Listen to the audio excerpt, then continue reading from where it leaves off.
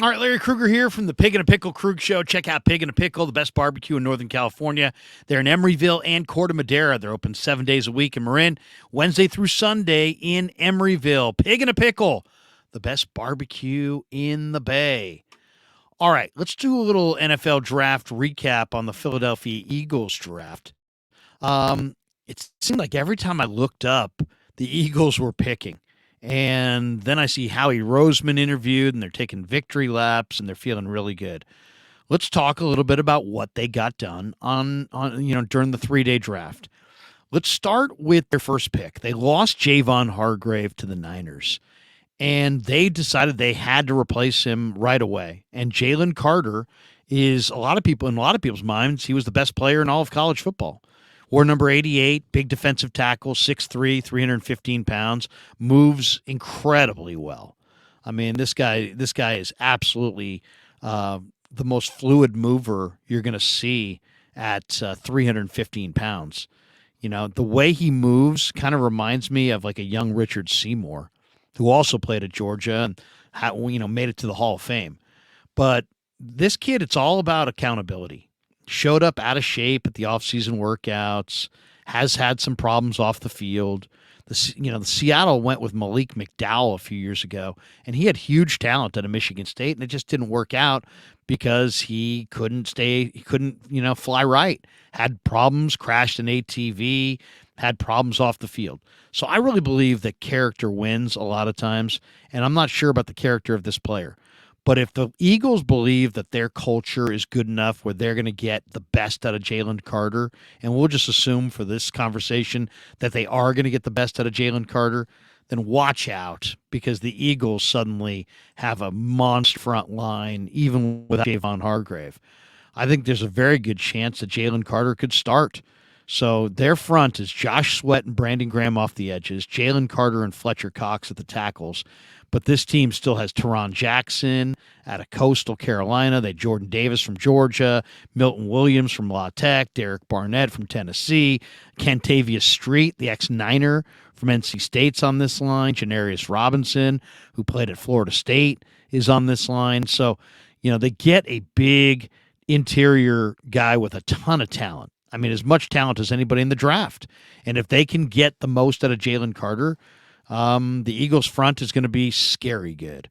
All right, so that was their first-round pick. Their second first-round pick, they stayed at Georgia, and they took Nolan Smith, who runs 4.3 off the edge and is a phenomenal athlete. And to me, this is, once again, the Eagles are trying to build a dominating defensive line.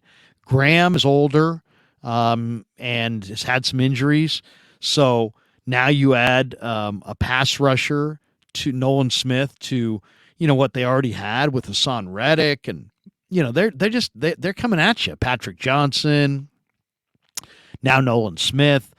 The Eagles have a very scary front line. They got a ton of speed. They got a ton of talent. They got a lot of guys. They got a lot of guys who can do a lot of damage. So Nolan Smith's a really, really fast edge rusher. And I love that pick. I thought that was great value at the end of the first round. All right, round three, I should say, they went with Tyler Steen, the big offensive tackle from Alabama. Safe pick. I'm not a huge Tyler Steen fan, but do the Eagles even need him to play? Their line is Jordan Mailata at left tackle, Landon Dickerson at left guard. Those guys are both incredible. Jason Kelsey, the center, is a future Hall of Famer. Lane Johnson, the right tackle, also a future Hall of Famer. They're going to plug in Cam Jurgens at right guard, and probably, I would imagine, Tyler Steen is in that mix as well at right guard. He played some tackle at Bama, but is he going to play guard with the Eagles? He's going to be a player to look for. I don't love the pick, but I think it's a solid pick.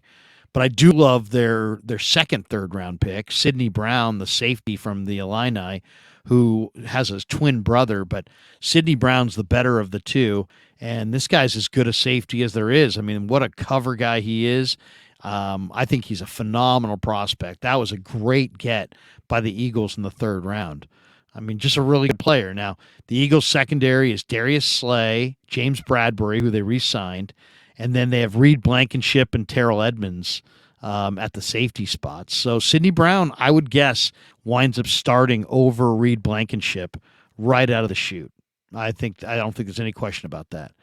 Then the Eagles traded up in the fourth round to the third pick of the fourth round, and they took Kaylee Ringo, who's a big corner, very athletic from Georgia, the third player they took from Georgia in this draft alone. The Eagles are fascinated by Georgia, and I was not the hugest Ringo fan, but I mean, it's hard to deny the physical traits. He's got size, he's got speed, he's played in the best conference in America, he's rangy, he's got a lot of confidence. Kaylee Ringo is not a bad fourth round pick. Then let's go back to the sixth round, and the Eagles go with Tanner McKee, the quarterback out of Stanford. So that's interesting. So now their four quarterbacks are Jalen Hurts. They signed Marcus Mariota. They draft Tanner McKee, who's a big 6'6" kid with a fantastic arm. And then they have the former Notre Dame quarterback, Ian Book, who was in New Orleans. He's now in Philadelphia. That's a damn good quarterback room. And if you think about it, they got every base covered there. They got the veteran quarterback that is their number one guy who's making $50 million. They got a really good number two, maybe as good a number two quarterback as there is in football, in Marcus Mariota. Book is a great kid who doesn't have an overwhelming arm, but he's a resourceful guy. He's got mobility.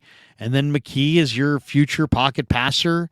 I'm not saying he's going to be a starter down the road, but he throws a really nice ball.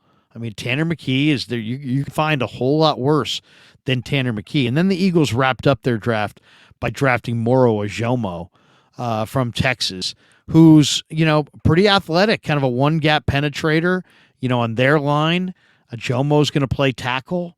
They're loaded. Fletcher Cox, Jalen Carter, Jordan Davis, Milton Williams, Contavious Street, and now add Moro Ojomo to that mix. So overall, I thought the Eagles did exceptionally well in the draft. I really did. I'd probably give them an A- for what they got done.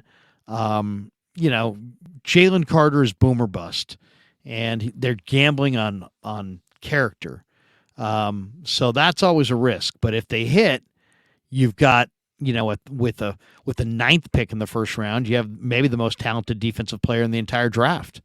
So I thought that was a good risk. They obviously love Fletcher Cox. They love the culture of their defensive line room, and they feel like they can get this kid to fly right. Well, if they can, that's a great pick. If they can't, then, man, that's an awfully big swing and a miss. Nolan Smith is no doubt he's speed off the edge, and he's a very difficult guy to account for. Steen gives him an offensive lineman that could probably play guard or tackle. Sidney Brown, I think, might have been their best pick.